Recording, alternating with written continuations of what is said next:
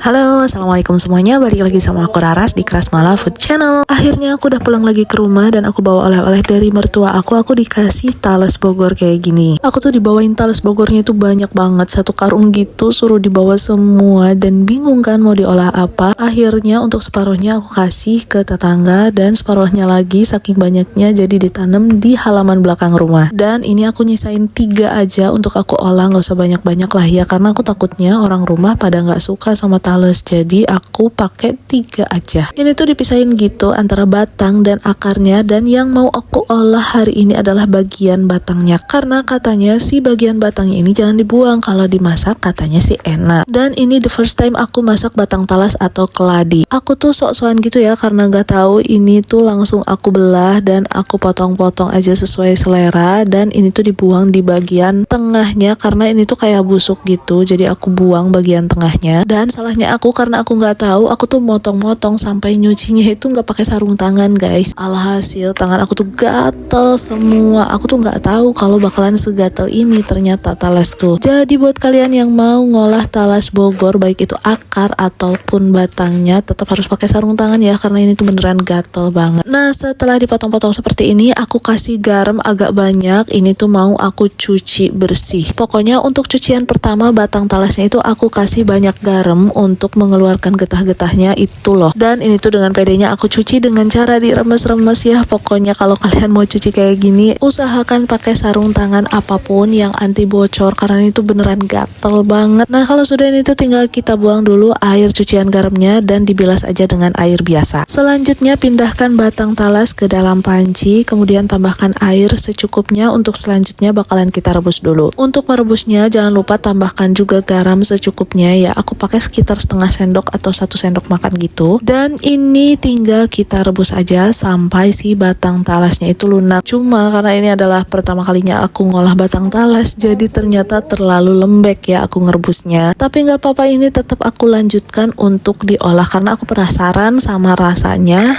apakah bakalan gatal atau enggak dan enak atau enggaknya. Untuk bumbu halusnya juga basic aja, aku cuma pakai bawang merah, bawang putih dan juga cabai rawit secukupnya aja sesuai selera. Dan seperti biasa aku haluskan menggunakan chopper tanpa air. Nah, batang talas yang sudah kita rebus tadi setelah matang ini kita saring dulu ya. Seperti yang aku bilang, ini tuh ternyata kelembekan, gak apa-apa, tetap lanjut aja. Panaskan minyak secukupnya, kemudian tumis bumbu yang sudah kita haluskan tadi sampai benar-benar harum dan matang. Terus di sini aku tambahkan juga sedikit asam jawa, ini juga sisa tapi aku tambahkan aja. Baru selanjutnya masukkan juga batang talas yang sudah kita rebus sebelumnya, dan ini tinggal kita masak aja sambil diaduk-aduk. Aku nggak tambahin lagi air karena batang talasnya itu sudah cukup berair karena sudah direbus dulu sebelumnya. Masaknya juga nggak usah terlalu lama, di sini langsung aja aku seasoning dengan gula, garam dan penyedap sesuai selera. Aduk merata, jangan lupa koreksi rasa, dan ini dia tumis pedas batang talas atau keladinya sudah jadi. Dan itu aku makannya bareng nasi hangat, terus ada tambahan proteinnya tuh telur puyuh, dan ternyata untuk rasanya tuh nggak seburuk yang aku bayangkan. Ini tuh rasanya enak banget, walaupun aku masaknya terlalu banyak ya, tapi rasanya itu enak, gak gatel sama sekali. Dan mungkin karena aku masaknya pedes, jadi bener-bener bikin nambah nafsu makan sih kalau menurut aku. Semoga kalian semua suka dengan resepnya dan selamat mencoba.